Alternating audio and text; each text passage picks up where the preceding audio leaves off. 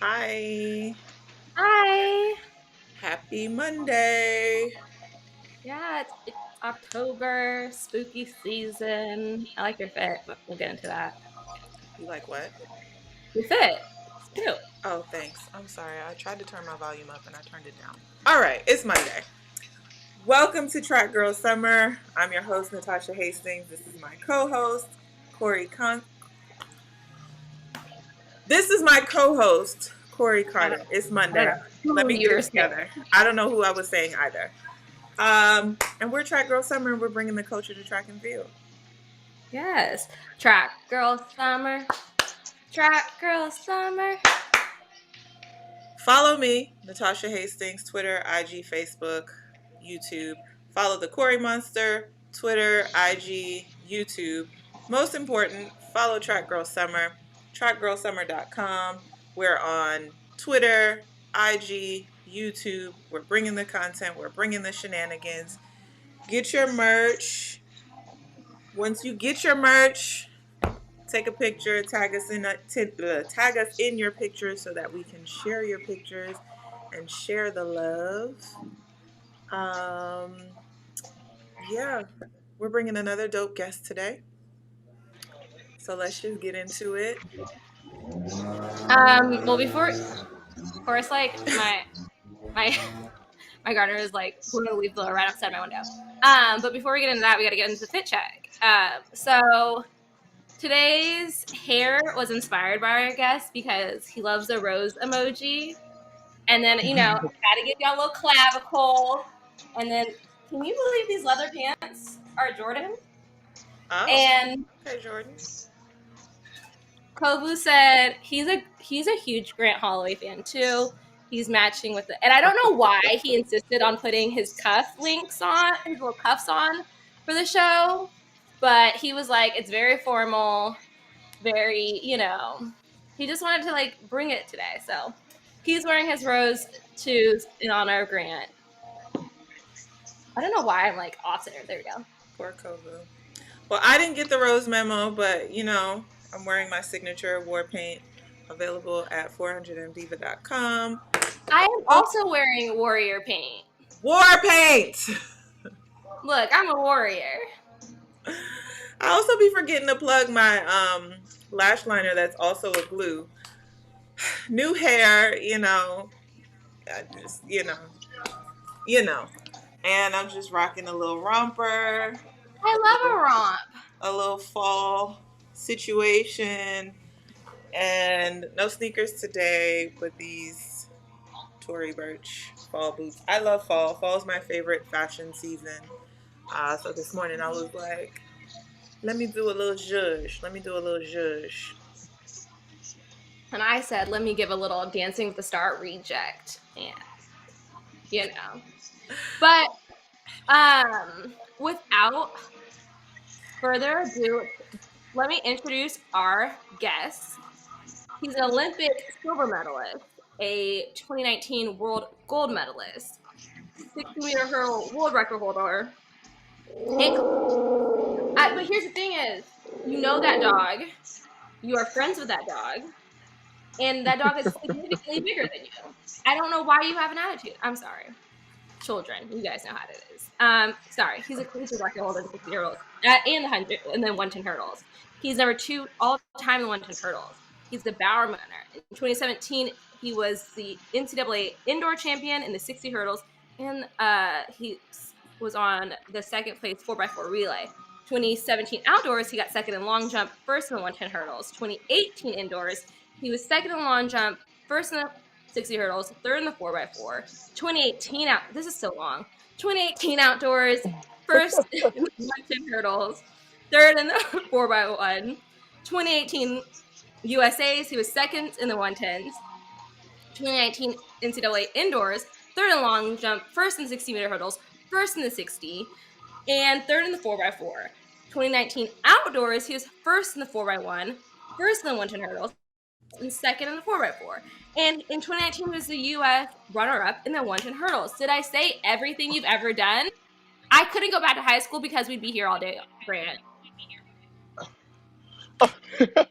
Hey, it's the thought that counts, right? I got a lot of thoughts. There's a lot of things to think about. We. Hey, what's going on, everybody? Grant, thanks for joining us. Do I have lipstick on my teeth? I do not. I'm so sorry, but like I'm literally in the weight room, like trigger pointing and stretching, getting ready for a workout. So I'm sure you guys can relate to the multitasking. So I appreciate you guys even having me on this call. We appreciate you showing up. And more importantly, we appreciate your coach letting you show up during your time in the weight room.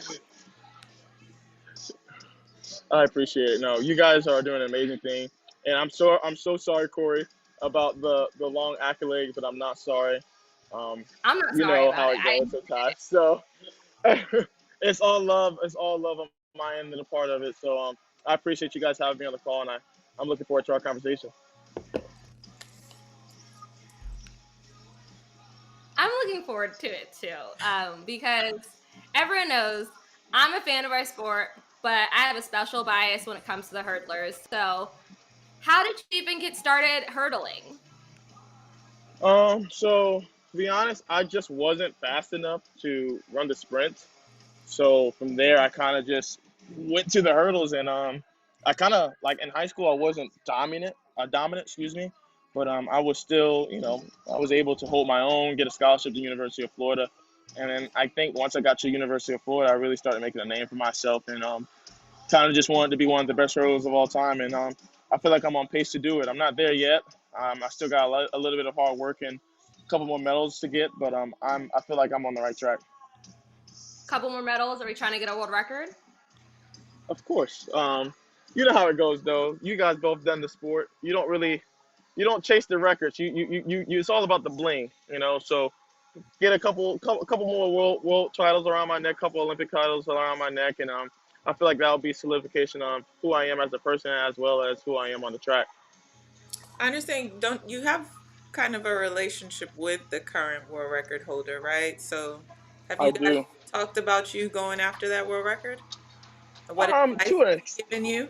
Yeah, yeah, and to an extent, Aries is like a big brother to me now. If I really have a problem, I reach out to him. We was able to have a good conversation in Boston last time we raced. But it's more so of just us just trying to continue to excel our event. Aries set that record in 2012, and everybody said it couldn't be touched. But then, a couple races into the season, Aries is watching. You got David Oliver watching, even Jason Richardson. You have all those primetime hurdlers from the USA watching, and all of them are saying that between myself and Coach Holloway, we should be able to get it done. So to have their support is amazing. I wanted to go back to the thing you said. You chased the medals, not the records. Tasha, do you feel that way too? Like, would you rather have an Olympic gold medal or a world record? I'm always interested to hear what athletes would rather have. Oh, me first? I was always told records are made to be broken, so you go after the title first and then the record because your record might get broken someday, but you'll always have that win. I And agree. then most times, if you just go after the win, the record or whatever else that's to come will come. Although these days, especially the way people are running. these days, second and third is going under the world record too. So, facts. Grant. I mean, like I said, I agree fully. Even when I was at not world title. Even when I was at Olympic trials, I was just going just to get through the rounds, and then next thing you know, 1281 pops up on the board, and it's like you don't know how to react to that because you were not even expecting to do that. So I mean, like you said, I for me, I was always told to win. It doesn't matter what the time is. It don't matter how ugly it is. As long as you win and you can have that gold medal around your neck, then that kind of solidifies you as the world champion or the Olympic champion that day, and nobody can ever take that away from you. I definitely agree because I'm definitely someone who runs for wins, not times. But at the same time, there is something to be said in that if you win a medal, you were the best in that field on that day, But a world record's I'm the best of all time. No one from any era could touch me. But I definitely want to. You can't put a world record in your mantle, so I wanted to know. So you won long jump. You're a great long jumper. You also played football. Like, what made you pick track, and then what made you pick hurdles? Oh, all right. So football, it kind of boiled down to when I got here in college. I was actually originally committed to University of Georgia to do both. Um, that ended up falling through the cracks because Mark Rick ultimately ended up getting fired. So I kind of just gravitated towards another coaching staff, and that was Coach Holloway's coaching staff here at University of Florida. And then I told Coach Holloway I wanted to play football too. And then afterwards, Coach McElwain was the head coach at the time, and he kind of said, "You're not good enough to play football here at Florida." So to each his own. I kind of just started running track. I mean, it was as simple as that. Um, do I wish I was still playing football? No, not really, because I have a future in track and field now. But do I thank him for lighting that fuel underneath my butt? Absolutely. I'm This, just to be clear, there's no relation between you and Coach Holloway, right? Well, yes and no. So if Oh, you ask me, I'm gonna say yes because I feel like we're distant cousins. We haven't found the bloodline yet, but his grandparents and my grandparents were both born in Albany, Georgia. So we believe there's something there. We likely. believe we're distant cousins. But if you ask anybody else, they'll say no because we don't have paperwork to show it. Okay. that's, I'm cracking up because you started off and you said, "Well, I wasn't fast enough to just sprint," but you have an NCAA champion in the 60. Now you got a coach saying you're not good enough to play football at Florida. And I'm just like, I don't know. You seem like a pretty athletic dude, pretty tall. I would take you as a wide receiver any day, unless you don't have hands, Grant. Oh no, did he pause? Uh-oh, did Is he he freeze? pause? He's frozen. Oh, there he is. I'm back. Okay. Okay, I sweet. do. I would say I have hands. So I think I passed that test too. Well then, y'all. I'm sure they're awake now, but people need to stop sleeping on Grant Holloway. But speaking of Coach Holloway, what is it like training with him? What's your guys' relationship like? I mean, Coach Holloway, from when he recruited me till even today when we just had like a small 5 minute talk, he has been nothing but there for me, in all aspects of life. I find it kind of interesting that he stayed true to his promise. He told me that I'm not only going to become one of the best hurlers if I come to University of Florida, but I'll also become a better man. So I feel like that just speaks volume to who he is as a person. When he first recruited me, I was 17 years old, and now I'm 23. And I feel like everything he said back in 2015, yeah, 2015 to now, it's all true and it's all coming in fruition. I love that. I love a good coach athlete relationship. How has he I made know, you a I better really do man? appreciate it though. How has he made you a better man?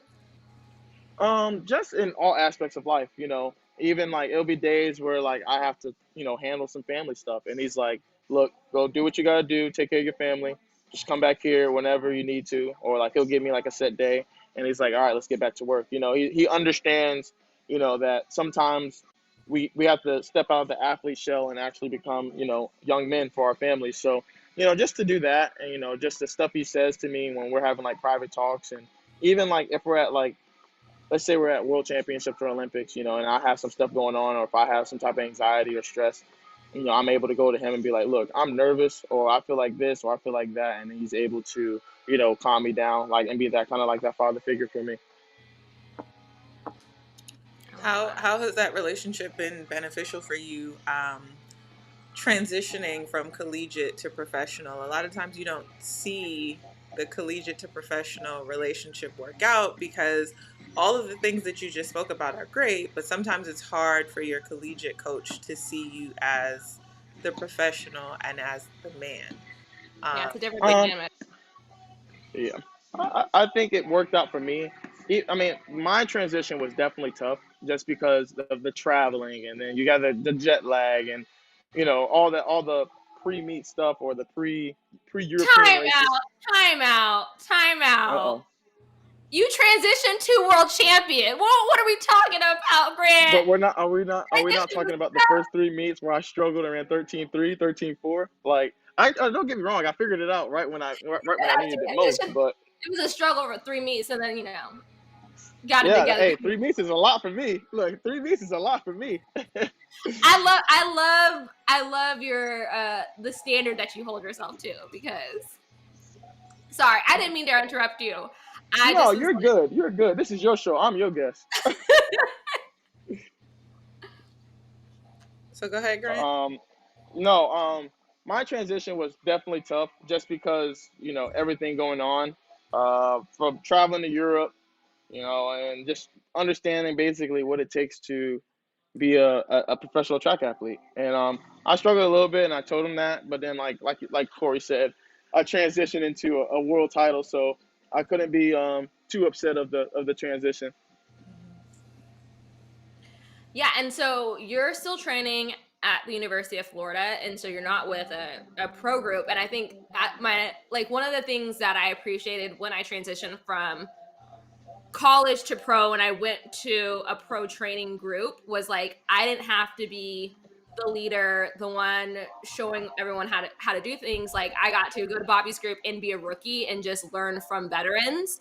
Um, I would love to know how you are still, like, since you're still around the team, like your interactions with the college kids and how you're helping, the University of Florida to continue their winning tradition. Yeah, I definitely feel like the old one. As funny as that sound, I definitely feel like the old one. Um, when they're talking about national titles, I was the last one here, or I was the first freshman here to win a national title. So like kind of like my group is transitioning to the real world while I'm still here. Um, so I kind of definitely feel like the old one, but all in all, people look up to me, regardless if it's on the track, off the track. When I speak, people listen. So like even like if someone's being rude or something in the weight, or not in the weight room, I'm in the weight room now. If someone's being like rude or something in the training room, and I'm like, yo, calm down, just listen, let's get this done and we can go. People react to the way I speak to them and everything. So I definitely feel like it's beneficial. It has its perks and it also has its flaws. I want to get into your hurdling technique, because your start is disgusting. It's actually insane. Um, it's so crazy, to the point where Parchi, we talked to him. He said he changed his start twice at the Olympian because he was like, "Nah, I can't have Grant out here with a whole step on me before hurdle one." And obviously, you're the king of the start because you have the world record in the 60 hurdles, which we all know. But I feel like you are able to maintain, not only do you have a great start, your technique over the hurdles is a beauty to watch. Like when you watch these videos of you and your head just stays right here, even level, you're not seeing any, your hips are just a straight line. As a hurdler, I'm just like, that's the stuff I like. How did you get your crazy start? What are your tips for hurdlers to get technique like yours? Because the people want to know. So for me, like I would, like I said before, I wasn't dominant in high school. I didn't have this start in high school. So I think it's like once I found a coach that can match my lifestyle, I think I kind of just bought all in on everything he has to do. So regardless if it was weight room, training room, um, dietitians, nutrition, I mean, I bought into everything that the University of Florida had, and that's kind of the product that we see now. We see Grant Holloway for Grant Holloway now. I think for me and my technique, I think everybody has their own technique, and I don't want people to copy me. I want people to make up their own thing. Prime example, you see Alan Johnson. He has a completely different technique than Aries Merritt. Aries Merritt has a completely different technique than me. So it's kind of just the way you hurdle and the way you kind of just the way you want to be efficient over the hurdles. But for me, like I said, I just bought into everything that Coach Holloway had, and this is the result we have. I'm still trying to perfect it a little bit more because I think 1281 is the first loser on the all-time list. So I think that's the goal, is to be the winner. But I always tell everybody there's a Hall of Fame and there's a Hall of Game. The Hall of Fame is basically everybody that runs, let's just say sub 13. Once you hit that 12.9, I would consider you, part of that Hall of Fame group. It's hard to run sub 13, but the Hall of Game is, there's 8 lanes on the track. Who's going to get what lane? Who's going to get lane one? Obviously the person in lane one. I mean, the person in lane 8 will be the slowest. So let's just say that's 12.9, 12.92. I don't know the whole spectrum right now. Whoever's the slowest gets lane 8. And then whoever, is the second fastest and the fastest get lanes 5 and 4. So, my goal is to always have lane 4, regardless of what I do. Regardless of if it's on the track, off the track. I always want to be solidified as one of the people, that he gave it his all on the track and then also off the track. I like that. What is your mentality going into race day? Mentality, I think definitely for me it stays the same. I treat it just like practice. Once I take the title off the meet, if I've had practices way harder than the track meet. I've gone over 14, 15 hurdles at some practices versus just 10. So I kind of treat it as like a glorified practice, but then at the same time, I give my respect to the competitors, regardless of who's in my race. I always give them the respect because they're training their butts off just like me, and regardless of who's in the race, my goal excuse my language, but my goal is to whoop your ass. It doesn't matter who That you are or what we're doing. So I think just definitely me having that mentality of just being one of the greats. It kind of rubs off on me, and I always want to win. I'm a sore loser at the end of the day. That's funny you well, said that because I was gonna ask. Like, the Olympics just happened, silver medalist. You're in the gym as we speak, so kind of like give us your mentality of like what's coming up. How do you come back from the Olympics and mentally bring yourself back up to train? Because I think a lot of people don't realize how it's physically taxing to go through the World Championships Mentally. and the Olympic season, but to go through it mentally and then pick yourself back up to go right back at it once again. yeah, because I Yeah. also So heard. go ahead. Go Sorry, I ahead. was Go ahead. also going to ask because I saw an interview. You said you felt a little bit. You were a little bit more nervous at the Olympics than you expected to be, and I would like to know like how that played into your Olympic experience as well. Oh, yeah. So I'm gonna answer your real question first, Corey. If you're not nervous at the Olympics, if you're not nervous at Olympic trials, it's like why are you there? You know Right. what I mean? It's especially for us. You guys been through the rocker. You guys know USA Championships is the hardest meet of the year. It doesn't matter. Diamond League final, USA Championships, mentally, physically, emotionally is the hardest meet of the year. So just to come off that high at Olympic trials, make my first Olympic team, I think all in all, I was already going to be nervous just because of what I do.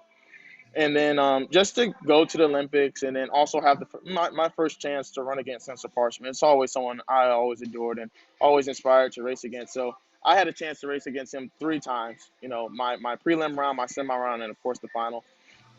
First things first, I'll always say it in every interview. My hat goes off to Hansel Parchment. The man put together the perfect race on the perfect day. So my hat goes off to him. For me, I'm a sore loser, so I'm taking note of how I felt. I'm taking note of, what I did wrong, how I did wrong, what was going on during that week. And I'm going to use that as motivation as I'm clearly in the weight room now. When I get back on the track, when I start my indoor season for Indo Worlds, I'm going to remember, what it felt like for me to sit in that press conference and, have everybody ask me, well, Grant, you blew it again. So what's the next goal? So for me, like I said, I'm a sore loser, but at the end of the day, I have nothing but respect for my competitors. I have nothing but respect for Ansel Parchment. So my hat goes off to him, and I'm going to use it just as motivation. I figure I find ways just to keep myself motivated. And the funny story is, Ansel Parchment always going to be part of my life because I went to Petco probably about a month ago, probably after the Olympics, and I bought a gold beta fish, and I named him Hansel. So I always find ways to stay Wait, motivated. And that's the biggest one right there. Not you got a little party in the house. It's the sound effects for me. Oh Wait, time out. So every day you come home and you feed Hansel, is what you telling me? Yeah. Well, I don't feed him every day because I beta fish can't eat every day. But no, like probably like every day I see him, I remember the Olympics, and hey, that's you could take the rest of it. You kind of know. Here's the thing. I understand because when I did bad in 2019, my screensaver on my phone was the Podium where I was not on it. And so every day when I looked at my phone, I looked at myself not being on a podium. So I get it. Hmm. I didn't get a living You creature. find ways to stay motivated. You find ways to stay motivated. So, But I so think sorry.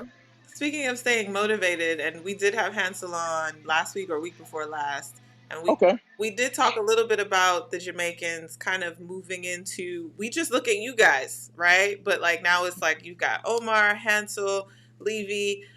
So Anthony Henry has a question here. I'd love to hear your take on it, given the the Nice. what you gave us. How did you feel about the Jamaicans saying that they could get 1, 2, 3 in the hurdles in Oregon next summer? Well, to be honest, We they all don't. have to make the team. They all have to make the team, and I don't. So regardless of the fact, they have to battle it out to see who makes it there. At He the said, end of the day, I'll be at the World I'll Championships. I'll Y'all be in are I'll be in still. Oregon. I'll be in Oregon waiting, ready to defend my title. Like I said, I respect all my competitors. I looked up to them.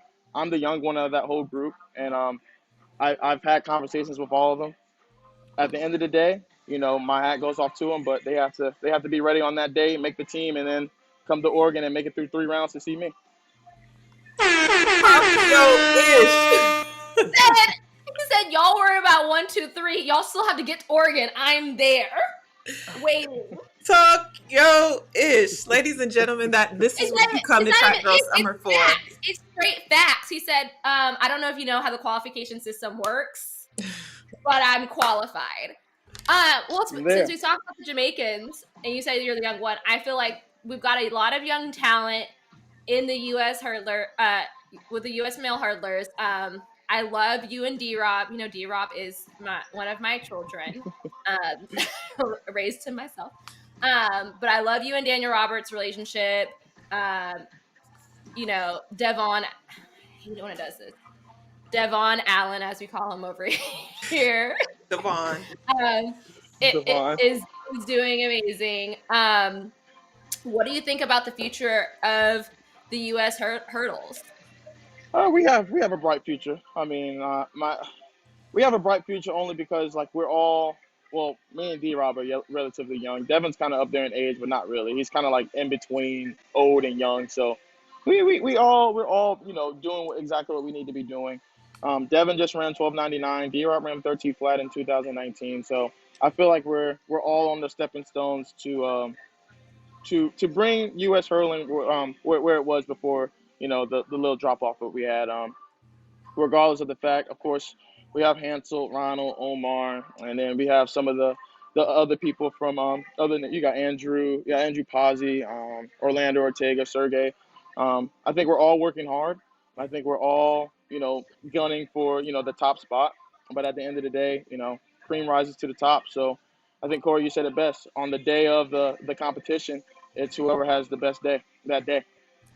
Yeah, I love to see it because everyone knows you never know what's going to happen in the hurdles. Like, it doesn't matter how fit you are, you have to be able to get over all 10 of them things, and they are up there for you guys. Like, people don't realize, like, the men actually have to hurdle. The women, we can just really sprint over them, but the men, just keep going as fast as you can. Really have to hurdle. But I wanted to open up questions for the chat. We're trying to keep things shorter now these days when it comes to the interviews, and I know you're in the middle of a workout, so we are not taking too much of your time today. But like, if you guys have any questions for Grant, I'm gonna open up the floor. Well, I think while we wait for the questions to come in, Do you have an all-time, let me read the script so I say it right, shuttle hurdle relay crew? You can pick Um, anyone, male or female, any time frame, But past, we're gonna oh, keep it to the any present. U.S. time frame, huh? and you got to keep it to the U.S. though. Oh, now we're just doing Okay, so what? US? Okay. Because it That's was two too guys. crazy. Two That's two guys, two guys and girls. two girls. I feel like I'm going to include myself because I would be fucking retarded not to do that. Excuse my language. Good. Definitely, I'm going to say myself and Alan Johnson. Only Alan Johnson because I feel like he set the standard for male sprint hurdles. It doesn't matter what generation or how young. Usually, when you watch hurdle film or if you type in hurdles, Alan Johnson's the first one to pop up. So my hat goes off to him. Kenny Harrison, that just in itself kind of speaks volume. And then honestly, that the next female spot, I have to do a little bit more education myself because honestly, Kenny spoiled me. I came up in the era where Kenny Harrison was killing it each and every round. So if I have to go off the top of my head, since Kori's on the call, I'm just gonna go ahead and say Kori can she can Hey, join I'm our a relay. gamer. I'm a gamer. People don't know. My 100 hurdles was actually kind of nice back in the day. Yeah, I don't want to I would you I don't killing it. want You to killing it. break the collegiate record on me. So I said, you know what? You go do that. I hope I Um, pronounced this correctly, but this question came in with a super chat, so we have to acknowledge it. This is Sean Anthony. I hope I said that right. Question for Grant. Since you already have the wild card for Eugene for reigning world champion, does Devon get it come on, Devon. too for winning the Diamond League? We've answered this question Um, before, but no, he doesn't. Sorry, but Devin will make the team, so I'm not really worried about Devin. So Uh, basically, if you won world champs, I don't know if Natasha or Kori broke it down, but basically, world champions get the top, and then from there it's the Diamond League winners, and then from there it's I think that's it. There's nobody else that can get the bye. So but we basically, if you won world champs, then you get it, and then if someone Trunks. won world champs in your event, then you can't go, or but from your we've country, also excuse me. learned that that's a Team USA standard, and that the IAAF rule is that you can have 4 people there. So regardless if like someone won the Diamond League and then um, their previous world champion, if that country only has 2 other people that have the standard, then they can just send that 4. But the rule is Okay. that it's no more than 4, and then Team USA's standard is that the reigning world champion is the one who precedes the. Oh, okay. Well, I learned something new today. We learned something new too because we said that you were the one going, but then our resident legal team, Aisha, came back and was like, actually, the rule is, and so yeah, so Shouts uh, out to Aisha. yeah. always. Someone said, when you get this world record and Olympic gold, would you try out the 400 hurdles? I'm gonna add to that, or would you go back to long jumping? Honestly, I don't know. Long jump was kind of hard on my body. I had some lingering injuries during college that I feel like if I didn't have it, if I didn't long jump, I of course felt like I could have ran faster. Everybody says that, but I don't know what I would do. From the 100, 200, open 400, 400 hurdles, long jump. I feel like if I put my mind and if I train for anything, I'm able to, accomplish anything. So I feel like that's a positive about me. It doesn't matter what I do. I'm always able to, try out or not really try out, work out, and then, put my mind to it and make that event or make that team. I like that. I like that. I always think like I'm delusional, and I feel like that's with most people who are champions winners. Like if Coach will put me in the steeplechase, I'd be like, look, Kori, all you have to do is stay with the pack because they can't sprint with you. You just have to stay with them till the end, and then you'll be fine. Like I feel like as champions, you're gonna be like, if I'm in it to win it. Like I'll Yeah, figure it out whether I've trained for it or not.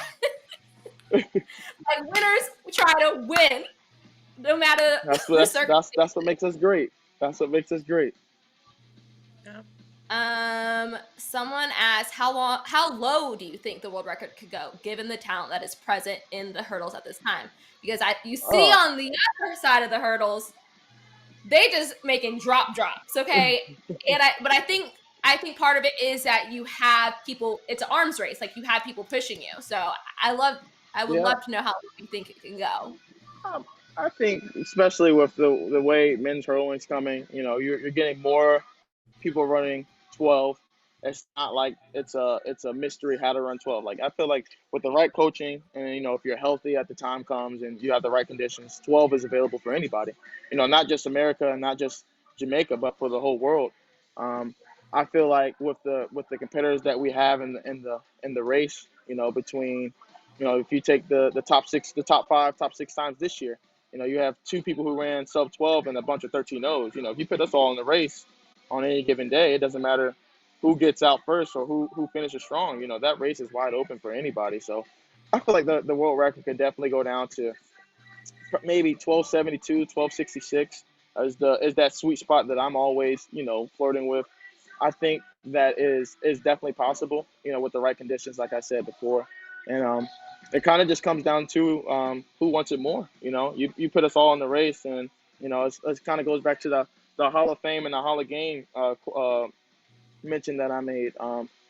Whoever wants it most on that day, it doesn't matter what lane you're in. Anything can happen. I love that. I love that.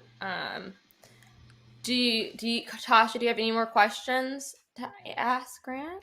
No, I think we got it all. Unless there's something specifically Grant wants us to touch on, we want to be respectful of not only your time, your training time. I don't need mouse. I'm not trying to get in trouble with Coach Holloway. Let you know that, right? No, you guys are all good. You guys are all good. I appreciate you guys for even understanding that I'm in the weight room. I don't know if you guys can hear the music or not. I've tried to put my AirPods in and hope for the best, but the connection has worked out. I've had such a great time on this call. You guys got your little tea to sip on now from having me and my good friend Hansel on the call now. So look, as y'all both sip some water. Everybody's happy, and like I said, I'm not the one to talk shit. I'm not the one to boost and brag about what I've done. Every year, everything I did in 19 is obsolete. Everything that happened during COVID is obsolete. Everything that I did in 2021 is obsolete. It's a new year. I have to show up just like everybody else, prove my fitness, and I gotta rise back to the top. So, with that being said, I'm gonna go rise to the top during this workout. Spoken like a true. I love it.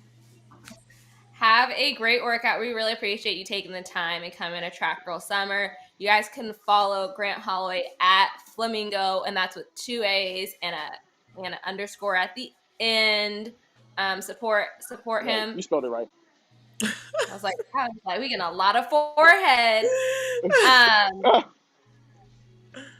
But we love to see it. Thank you so much. And I'm like, where is my iPad? It's right here, so I can do the outro.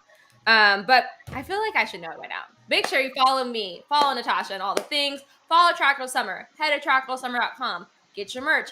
Buy your mom some merch. She said she wanted some. She told me. I can't say it specifically. And make sure you tell someone about Track Girl Summer. Share this podcast, this video, it's a podcast. This live. It's a podcast. It's a y'all been calling it a podcast. Also, if you want, I saw when we first started on the show. Oh God. Serenity Douglas came on and said that she loved you, and we love Serenity. She went from track to now she's doing journalism. She is doing great things. So follow her as well. I think it's at Serenity. It's something. It's at something. Instagram's down right now, so I can't look it up. Sorry, but Oh, okay. That's why I couldn't log on Instagram. It is down. Okay, thank you for telling me that. Yeah, I googled because I was like, "What is going on?" The internet says Instagram and Facebook is down. Yeah, all Facebook products. But when it's back up, make sure you share this link on Instagram and Facebook. Yes, and yeah, and should we tell them our plans, Natasha? Moving forward. We don't quite have the plans just yet, but things are happening. But whatever. All right, we'll see you guys later. All right. Thank you, guys. Remember, Grant, remember this. No matter what time of the year it is, it's always track girl summer, baby. Respectfully. Bye.